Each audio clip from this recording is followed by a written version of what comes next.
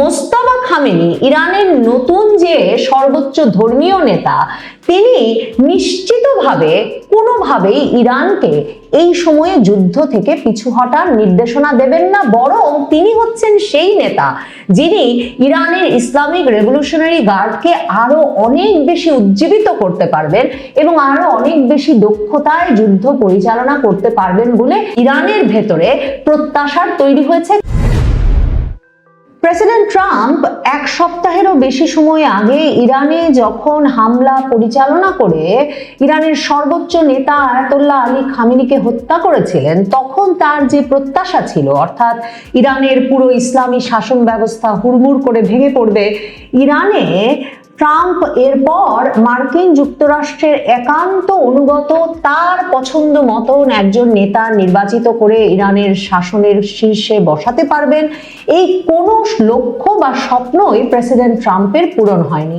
Iran এখনো জোর দাবি করে আসছে যে ইরান কিছুতেই এই আক্রমণ, পাল্টা আক্রমণ থেকে পিছু হটবে না। এই যুদ্ধ থেকে যারা যুদ্ধ শুরু করেছে তাদেরকেই প্রথম পিছু হটতে হবে। আর ইরানের শাসন ব্যবস্থাকে যে ভেঙে পড়ার মতো কোনো পরিস্থিতিতে ট্রাম্প ফেলতে পারেননি, ইরান বারবার সেটা প্রমাণ করছে। সর্বশেষ ইরানের পরবর্তী সর্বোচ্চ ধর্মীয় নেতা হিসেবে একজনকে নির্বাচন করে সেই ঘোষণাও দিয়ে ফেলে তারা প্রমাণ করেছে যে তারা প্রেসিডেন্ট ট্রাম্প বা যুক্তরাষ্ট্র ইসরায়েলের তোয়াক্কা করতেও রাজি না। তারা তাদের নিয়ম মাফিক নেতা নির্বাচন করেছে এবং সেই নেতা এমন নেতা যিনি ইসলামিক রেভলিউশনারি গার্ড, যারা বর্তমানে যুদ্ধের নেতৃত্ব দিচ্ছে ইরানের পক্ষে, তার সঙ্গে একটা দীর্ঘ সময় ধরে ঘনিষ্ঠভাবে কাজ করে আসছেন। ট্রাম্প বলে রেখেছিলেন যে তার অনুমতি না নিয়ে কোনো নেতা নির্বাচন করলে এর ফল ভালো হবে না। এখন তিনি বলছেন নেতা নির্বাচন করে ফেললেও এরা বেশি দিন টিকতে পারবেন না, কারণ যুক্তরাষ্ট্রের অনুমোদন ছাড়া ইরানে কোনো নেতার পক্ষে বেশি দিন টিকে থাকা সম্ভব হবে না। তার মানে ট্রাম্পকে একরকম মেনে নিতে হচ্ছে যে তার কোনো রকম অনুমোদন বা তাকে শলাপরামর্শ করা ছাড়াই এমন ভয়াবহ হামলা পরিচালনার মধ্যে ইরান তাদের নিয়ম অনুসরণ করে সর্বোচ্চ নেতা নির্বাচন করে ফেলেছে। ট্রাম্পের জন্য আরো বড় চপেটাঘাত হয়ে দাঁড়িয়েছে যে যেই খামেনিকে অপসারণ করতে এত বড় হামলা পরিচালনা করলেন এবং সারা পৃথিবীকে যুদ্ধের সম্মুখীন করে ছাড়লেন প্রেসিডেন্ট ট্রাম্প, সেই খামেনির পুত্র, তার দ্বিতীয় পুত্র মোস্তাফা খামেনিকেই ইরান তার সর্বোচ্চ ধর্মীয় নেতা হিসেবে নির্বাচন করেছে। ইরানের এই যে সর্বোচ্চ ধর্মীয় নেতা নির্বাচনের একটা পদ্ধতি সেই 1979 সালে ইসলামিক বিপ্লবের পরেই নির্ধারিত হয়ে গিয়েছিল এবং সেটা অনুযায়ী ইরানে যে 88 জন আলেমের একটা সর্বোচ্চ পর্ষদ আছে, সেই পর্ষদ মিলে বসে ইরানের ধর্মীয়, সামরিক এবং আন্তর্জাতিক সম্পর্কের শীর্ষ নেতা হিসেবে একজন সর্বোচ্চ ধর্মীয় নেতাকে নির্বাচন করেন এবং এ দফায় তারা সেক্ষেত্রে আয়াতুল্লাহ আলী খামেনির দ্বিতীয় পুত্র মোস্তাফা খামেনিকে নির্বাচন করেছেন। 1969 সালে জন্মগ্রহণকারী মোস্তাফা খামেনি খুব প্রকাশ্যে এর আগে কখনো আসেন নাই। তিনি যে রাষ্ট্রীয় কিংবা সামরিক কোনো বিষয়ে খুব তৎপর ছিলেন, সক্রিয় ছিলেন, সেটাও প্রকাশ্যে কখনো আনা হয় নাই বটে। তবে সকলেই জানতেন যে ইরানের অত্যন্ত গুরুত্বপূর্ণ যে ইসলামিক রেভলিউশনারি গার্ড, ইসলামী বিপ্লবী বাহিনী, যাদের হাতে এখন যুদ্ধ পরিচালনার ভার এবং যারা এই ক্ষেপণাস্ত্র হামলা সহ ইরানের সীমান্তের বাইরের সকল হামলা সেই আয়াতুল্লাহ খামেনিকে হত্যার পর থেকে পরিচালনা করে যাচ্ছে, সেই ইসলামিক রেভলিউশনারি গার্ডের সঙ্গে মোস্তাফা খামেনির সম্পর্ক অত্যন্ত ঘনিষ্ঠ এবং ইরানের সামরিক বাহিনীর যে কট্টরপন্থী অংশ, যারা ইসলামিক শাসন ব্যবস্থাকে ইরানের অস্তিত্বের একেবারে কেন্দ্রে বলে মনে করে, সেই তরুণ অংশটির মধ্যে এই মোস্তাফা খামেনির বহু বছর ধরে প্রচুর অনুসারী আছেন। ইরানের ইসলামিক রেভলিউশনারি গার্ডের যে প্রস্তুতি, যে দক্ষতা, যে সংহতি, সেটার বিষয়েও প্রেসিডেন্ট ট্রাম্পের কোনো ধারণা ছিল না। তিনি খামেনির ওপর হামলা চালিয়েই ঘোষণা দিয়েছিলেন যে ইরানের ইসলামিক রেভলিউশনারি গার্ড, সামরিক বাহিনী, পুলিশ বাহিনী, তারা হয় আত্মসমর্পণ না হলে মৃত্যুর পথ বেছে নিতে পারে। ইরানের কোনো বাহিনী ইসলামিক রেভলিউশনারি গার্ড তো নয়, কোনো বাহিনী আত্মসমর্পণের পথে যায়নি, বরং ইসলামিক রেভলিউশনারি গার্ড সর্বোচ্চ প্রতিশোধ নেওয়ার ঘোষণা দিয়েছে। আর প্রেসিডেন্ট ট্রাম্প ওই যে ইরাকে 2003 সালে মার্কিন বাহিনীর পরিচালিত হামলার ও অভিজ্ঞতা থেকে ধারণা করে নিয়েছিলেন ইরানেও সর্বোচ্চ নেতাকে হত্যা করে ফেললেই ইরানের শাসন ব্যবস্থা ভেঙে পড়বে। আর ইরান সেই 2003 সাল থেকেই প্রস্তুত হচ্ছিল যে কিভাবে শীর্ষস্থানীয় নেতাদের অনেকের ওপর হামলা হলেও ইরানের ইসলামিক রেভলিউশনারি গার্ড তাদের প্রতিরোধ এবং প্রতিরক্ষা বজায় রাখতে পারবে। এবং সে কারণে ইরানের ইসলামিক রেভলিউশনারি গার্ডের প্রধানও কিন্তু খামেনির ওপর হামলার পরদিনই নিহত হয়েছেন। এর আগে ইসলামিক রেভলিউশনারি গার্ডের যিনি প্রধান ছিলেন তিনি সহ আরো কয়েকজন শীর্ষ নেতৃবৃন্দ গত বছরেও ইসরায়েলি হামলায় নিহত হয়েছিলেন। কিন্তু ইরানের ইসলামিক রেভলিউশনারি গার্ডের অন্তত 3 ধাপ পর্যন্ত নেতা সকল অঞ্চলে কিভাবে নির্বাচিত হবেন এবং কে কার উত্তরসূরি হবেন, এই পুরো ব্যবস্থাটি একেবারে পাকাপাকি করে দেওয়া আছে। যে কারণে ইরানের ইসলামিক রেভলিউশনারি গার্ডের একজন নেতা নিহত হলেও একটি অঞ্চলে ইরানের ইসলামিক রেভলিউশনারি গার্ডের প্রতিরোধ প্রতিরক্ষা ব্যবস্থায় ফাটল ধরানো যায় না।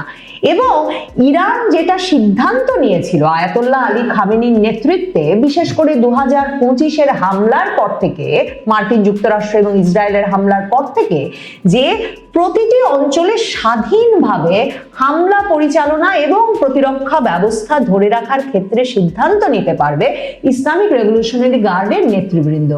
এই সব মিলিয়ে ইসলামিক রেভলিউশনারি গার্ড যে ধরনের যুদ্ধ পরিচালনা করছে এবং তাদের হাতেই যেহেতু ক্ষেপণাস্ত্র নিক্ষেপের নিয়ন্ত্রণ, তারা যেভাবে তাদের দেশীয় প্রযুক্তিতে তৈরি ক্ষেপণাস্ত্র, ড্রোন, শাহেদ এসব পরিচালনা করে পুরো মধ্যপ্রাচ্যকে ব্যতিব্যস্ত করে ফেলেছে, ইসরায়েল পর্যন্ত হামলা পরিচালনা করছে এবং সেসব হামলার অনেকগুলোই মার্কিন যুক্তরাষ্ট্র, ইসরায়েল সহ মধ্যপ্রাচ্যে মার্কিন যুক্তরাষ্ট্রের মিত্র দেশগুলোর ক্ষেপণাস্ত্র প্রতিরোধী যে বহুমূল্য সামরিক প্রতিরক্ষা কৌশল সেগুলো ঠেকাতে পারছে না। এর ফলে প্রমাণিত হয় যে ইরানের ইসলামিক রেভলিউশনারি গার্ড কতটা প্রস্তুত। এখন পশ্চিমের অনেক বিশেষজ্ঞ একথা বলছেন যে ইরানের মূল লক্ষ্য আসলে মার্কিন যুক্তরাষ্ট্র, ইসরায়েলের মতো তাদের উপর হামলা পরিচালনাকারী দেশগুলোর শক্তিকে ক্ষয় করে ফেলা।